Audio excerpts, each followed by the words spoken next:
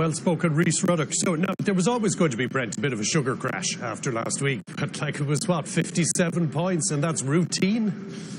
Yes, well, that's how far the game has come in this country, isn't it, really? Because a few years ago, you might have said, look, you're going to find these games against second-tier nations, Samoa, Fiji, come to town, always a bit testy. Now, we're more or less going out and expecting that pretty much an Irish second team can put 50 points on a team that has done quite well this year. The USA took Scotland's scalp a while ago, beaten Samoa, these teams. So they came here on a bit of a run themselves. But, I mean, again, it wasn't a perfect performance, but 50 points is the way, Joe, look at 50 points, looking at a few players as 50 points, and, you know, just keeps rolling on. For sure. You know, was it coming together towards the end, or was that the US falling off tackles? It's a bit of both. We certainly put more air on the ball in the second half, near the last quarter.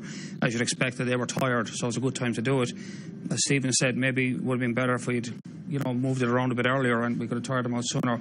We played pretty prescriptively for the first 20 minutes of the second half, and it was getting kind of monotonous. We weren't taking too many risks, and then we kind of let it up in the very end as we expected. But I thought we might have done that sooner. There was a bit of reticence on their part to do that, and certainly I thought that a few guys look very jittery in places, so there's stuff there for Joe Schmidt to look at. A few guys won't be happy with their performances, I think, and at the end of the day, you get all that and you still win by 50. So I think as well, though, there was a lot of change out there. Will Addison, you know, he had to come off at half time. Sammy Arnold making his debut. You know, he was playing out of position on the wing. You guys in the back line, Joey Carberry shifted back to full back. So, you know, fair play to the lads for grinding out a good result. Yeah, new combinations, as the phrase goes. 57-14, not to be 8 tries, 5 goals in the second half. And a standout performance from Andrew Conway.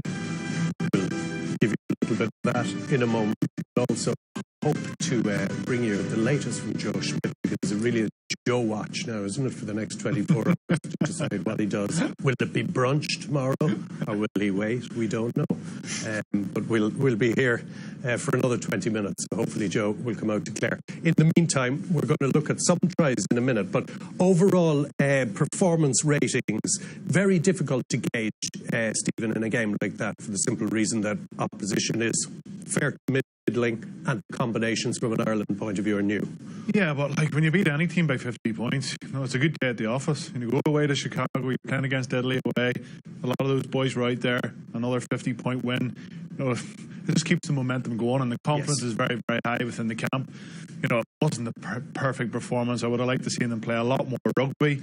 But as I said before, they got the job done, and you know, they'll walk away from this series very, very happy. The scalps that they've taken this season, one defeat away in Australia, they still won the series, and to cap the whole year off with a 50-point win against the USA, I think is tremendous. Yeah, the nose of the craft is pointing in the right direction. Massive positives if you look over the last 3 games, not just in the results, unbeaten and beating the All Blacks, but the players that he's used, the fact that you, as Steve said, that you can roll out largely a second string side, Garry Ringrose and a few players apart, and still beat a lower tier nation by 50 points, and then no injuries, really, no significant injuries that are going to keep players up.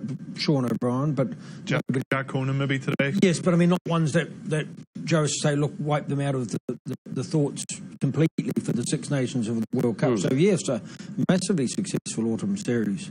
A word on Ringrose, because obviously he's been, you know, like many players, in fairness, it's not just him, have been under a focus and compared to the greats and all the rest of it. How's his progress coming? Do you see a different player now to 12 months ago? Yeah, I think he's making steady progress incrementally. He looks a really silky player. That's the best way to describe him. He's fantastic feet. We saw that in the lead up to Conway's third. He glides around the field, and he's quite physical. He's prepared to truck it up as well.